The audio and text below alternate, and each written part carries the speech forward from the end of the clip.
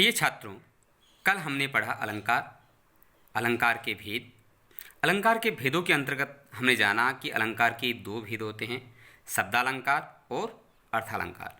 शब्दालंकार के अंतर्गत हमने कल अनुप्रास अलंकार पढ़ा और आज का हमारा विषय है यमक अलंकार। जहाँ एक ही शब्द बार बार आए और उसका अर्थ भिन्न भिन्न हो, वहाँ यमक अलंकार होता है।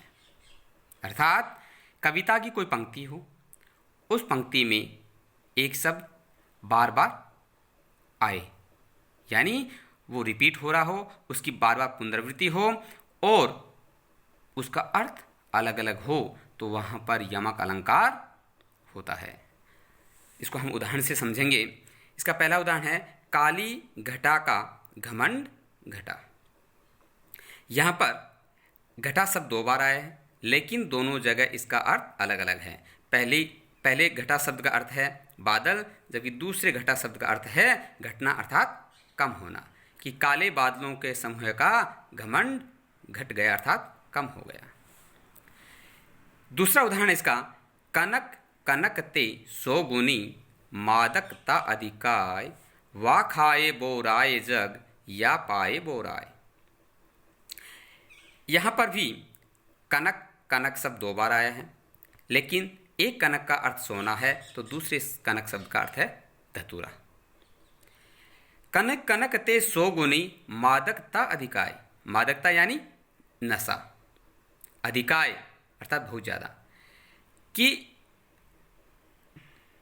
सोना और धतूरा इन दोनों चीज़ों को पाने पर मनुष्य अपना आपा खो देता है, अर्थात उसमें इनका नशा हो जाता है।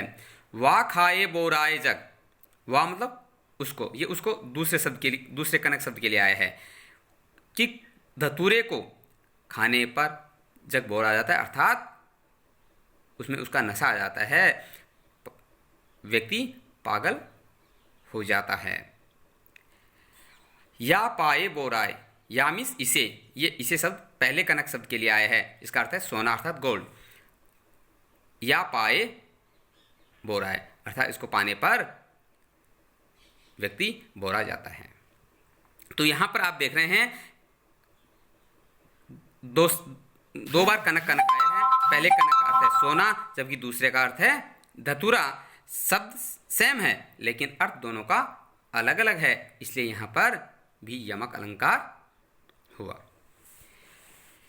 इसका तीसरा उदाहरण है तीन बेर खाती थी वे तीन बेर खाती हैं। इस पंक्ति में भी बेर और बेर शब्द दो बार आया है।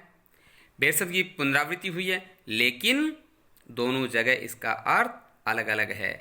पहले जगह इसका अर्थ है बार, कि 3 बार खाती थी, वो अब 3 बेर ही अर्थात बेर फल ही खाती हैं।